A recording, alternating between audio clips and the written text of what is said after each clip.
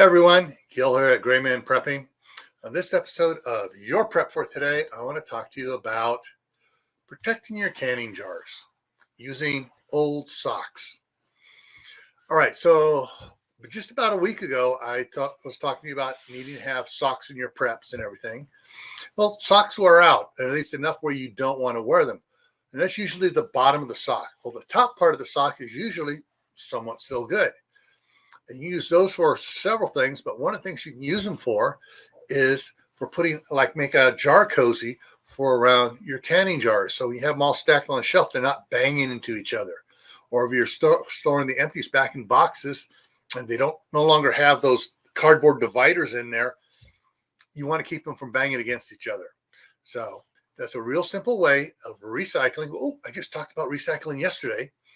Recycling your old socks and keeping your jars from getting broken. All right. So as always, stay happy no matter what life throws at you.